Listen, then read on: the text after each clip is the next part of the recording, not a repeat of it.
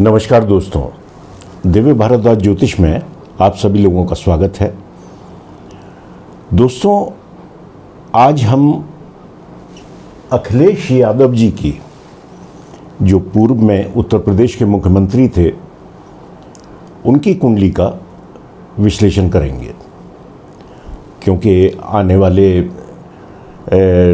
अगले साल में 2022 में यूपी में इलेक्शन है, तो जानने का प्रयास करेंगे कि अखिलेश यादव जी के सितारे 2022 में कैसे हैं। दोस्तों, इनका जन्म पुनर्वसु नक्षत्र में हुआ, जो कि बहुत शुभ नक्षत्र है। इसके स्वामी गुरुदेव होते हैं और राशि स्वामी बुधदेव होते हैं। क्योंकि पुनर्वसु के तीसरे चरण में इनका नक्षत्र में इनका जन्म हुआ। शुभ है, श्रेष्ठ है। दोस्तों, 6 नंबर से इनकी पत्रिका शुरू होती है। लग्न में 6 नंबर है। 6 नंबर का मतलब कन्या राशि, और कन्या राशि के स्वामी बुधदेव होते हैं। बुधदेव आय के स्थान में बैठे हुए हैं। लग्नेश स्वयं आय के स्थान में है, और लग्नेश का आय के स्थान में बैठना बेहद शुभ होता है, अपने में राजयोग होता है। ऐसे व्यक्ति पे धन की कभी कमी नहीं रहती। बहुत अच्छी मात्रा में धन आजीवन ऐसे व्यक्ति के पास होता है। दोस्तों, वहीं राहु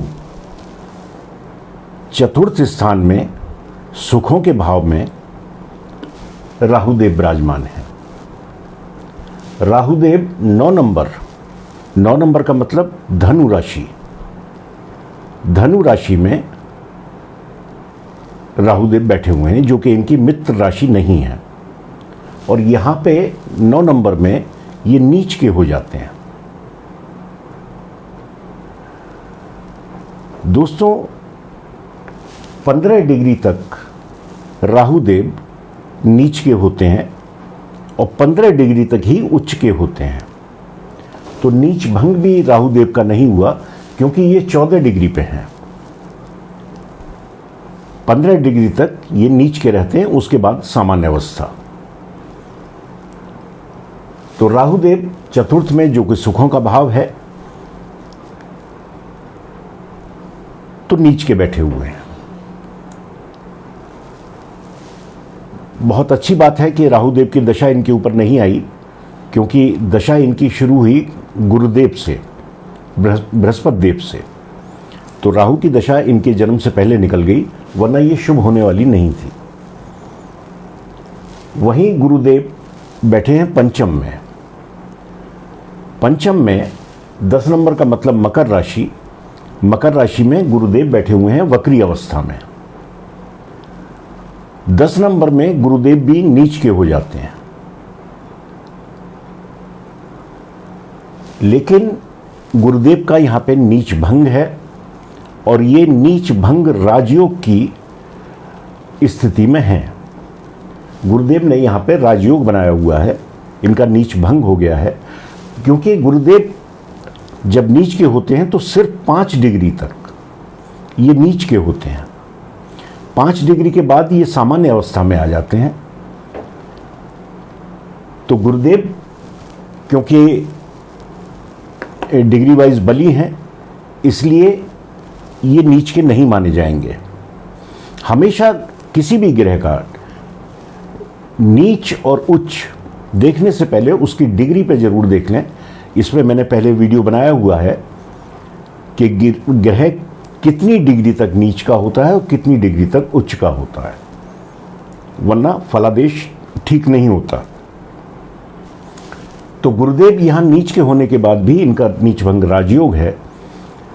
ये स्थान शिक्षा का है, संतान का है, आकस्मिक धन लाभ का भी है। तो अगर ये नीच के ही होते तो शिक्षा में बहुत परेशानी देते, संतान में भी बहुत दिक्कतें आती हैं, लेकिन अखिलेश जी के साथ ऐसा नहीं है। शिक्षा भी उनकी ठीक रही, अच्छी रही बल्कि, और संतान भी अखिलेश जी की मतलब संतान का सुख है। वरना गुरुदेव अगर अकेले होते हैं कहीं भी तो उस स्थान की हानि करते हैं। अब जैसे संतान भाव में अकेले बैठ गए तो संतान उत्पत्ति में दिक्कत,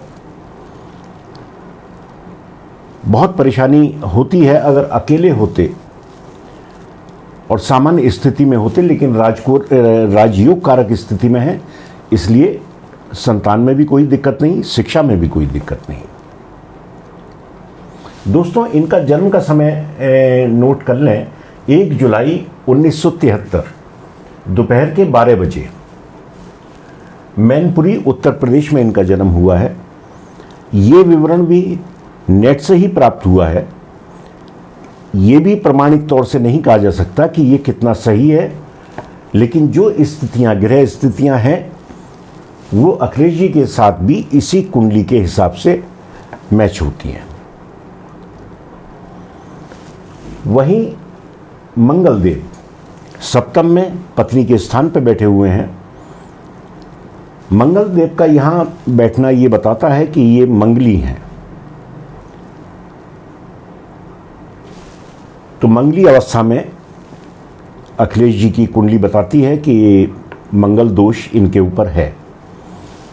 वहीं सूर्य, चंद्रमा, शनि और केतु, ये 4 ग्रह इनके दशम में, जो कि कर्म स्थान है, यहां पर बैठे हुए हैं। दोस्तों, चतुर्थ दशम भाव में 2 ग्रह या 2 से ज्यादा ग्रह होने का मतलब यह है कि ऐसा व्यक्ति बहुत पॉपुलर होता है। एक मतलब पॉपुलर पर्सनालिटी होता है ऐसा व्यक्ति। अगर आपकी कुंडली में है तो देखें आप, 2 या 2 से ग्रह अगर दशम भाव में हैं तो ऐसा व्यक्ति नामी पर्सनालिटी होगा, पॉपुलर पर्सनालिटी होगा। लेकिन सूर्य के साथ बैठे होने की वजह से सूर्य ने चंद्रमा को अस्त कर दिया, सूर्य ने शनि को भी अस्त कर दिया, केतु देव ने उल्टा सूर्य देव को ग्रहण लगा रखा है और चंद्रदेव को ग्रहण लगा रखा है। दोस्तों, कर्म स्थान में ये स्थिति बहुत ज्यादा अच्छी नहीं मानी जाती, क्योंकि 2 ग्रहों को ग्रहण लगा हुआ है और 2 ग्रह अस्त हैं। और केतु देव स्वयं यहां 3 नंबर यानी कि मिथुन राशि में बैठे हुए हैं, जो कि नीच के हैं। नीच का ग्रह कभी भी अच्छे परिणाम नहीं देता जब तक उसका नीच भंग ना हो। तो यहां केतु देव का नीच भंग किसी भी अवस्था में नहीं हो रहा, क्योंकि राहु और केतु 15 डिग्री तक नीच के होते हैं। ये दोनों ही यहां 14 डिग्री तक हैं। तो केतुदेव का नीच भंग नहीं हो रहा, केतुदेव नीच अवस्था में है। वहीं बुध और शुक्र का एकादश भाव इच्छा पूर्ति के भाव में, आय के भाव में, दोनों शुभ ग्रह हैं। शुभ ग्रहों का भी यहां तो कोई भी ग्रह हो अच्छा ही परिणाम देते हैं। शुभ ग्रह हैं तो ये भी अच्छा परिणाम देंगे। इन दोनों की दृष्टि पंचम पर, गुरुदेव पर, वही शिक्षा अच्छी रहेगी, संतान अच्छी रहेगी। लग्नेश है बुधदेव, लग्नेश का आय में भाव में बैठना, वैसे ही राजयोग जैसे मैंने पहले बताया। तो इन दोनों का यहां बैठना बहुत शुभ है। अब दोस्तों, बुधदेव ने इनको बहुत अच्छे परिणाम दिए, जो कि लग्नेश होके आय भाव में बैठे हुए हैं, इच्छा पूर्ति के स्थान पर बैठे हुए हैं। जब बुध की दशा इनके ऊपर चल रही थी तो ये उत्तर प्रदेश के मुख्यमंत्री बने। क्योंकि राजयोग कारक है। लग्नेश का आय में बैठना राजयोग है। तो ये इस अवस्था में, बुध की महादशा में, ये उत्तर प्रदेश के मुख्यमंत्री रहे। बुध के बाद इनके ऊपर केतुदेव की महादशा शुरू हो गई, जो कि 25 मार्च 2017 से और 25 मार्च 2024 तक रहने वाली है। 25 मार्च 2024 तक इनके ऊपर केतु की महादशा रहेगी। वर्तमान में भी केतु की ही दशा है इनके ऊपर, जो कि नीच के होके कर्म स्थान पर बैठ गए। तो नीच का केतु का होना, वैसे भी दशम में केतुदेव बहुत शुभ परिणाम नहीं देते, क्योंकि ये आध्यात्म के कारक हैं, कर्म के कारक नहीं है। और जब ग्रह ऐसी दशा में बैठ जाता है जहां उसे कारकत्व नहीं मिलता, यहां सूर्यदेव अच्छी स्थिति में है, सूर्यदेव यहां पे दिग्बली होते हैं, तो सूर्यदेव की जब भी महादशा इनके ऊपर रही या रहेगी, ये शुभ परिणाम देगी। लेकिन केतुदेव क्योंकि यहां कारक भी नहीं होते, दूसरा नीच अवस्था में है। और 2024 तक, अब क्योंकि अगले साल यूपी के इलेक्शन है, तो ये समय भी अखिलेश यादव जी के ऊपर ग्रह स्थिति के अनुसार थोड़ा सा मुश्किलों भरा होगा, आसान नहीं होगा। तो दोस्तों, हमारे ग्रह, जैसा कि केतु का देखने में भी आ रहा है कि इस केतु की दशा से पहले ये मुख्यमंत्री थे, और केतु की दशा में जब इलेक्शन हुए तो ये मुख्यमंत्री नहीं बन पाए। तो ये दर्शाता है कि केतु ने शुभ परिणाम इन्हें नहीं दिए। दोस्तों, हमारे व्यक्ति अपने आप कुछ नहीं करता। जो ज्योतिष को मानने वाले लोग हैं, ज्योतिष को समझने वाले लोग हैं, वो इस बात को समझते हैं कि हमारा जीवन सारा इन्हीं ग्रहों के ऊपर निर्भर रहता है। अगर अच्छी दशा का ग्रह बैठा हुआ है और उसकी महादशा हमारे ऊपर आ गई, तो सब कुछ बहुत अच्छा अपने आप होने लगता है। वहीं अगर अशुभ ग्रह है, तो फिर जो परिणाम हम चाहते हैं वो हमें कभी नहीं मिलते। केतु के बाद शुक्र की महादशा इनके ऊपर शुरू होगी, जो कि अच्छी है। आय भाव में बैठे हुए हैं, लग्नेश के मित्र हैं, लग्नेश स्वयं उनके साथ बैठे हुए हैं। तो ये दशा 2024 में जो शुरू होगी इनकी, ये अच्छी होगी। लेकिन केतु की दशा ये दर्शाती है कि ये समय अच्छे परिणाम देने वाला तो नहीं होगा। तो दोस्तों, आज के लिए इतना ही। ये था अखिलेश जी की कुंडली का विवरण।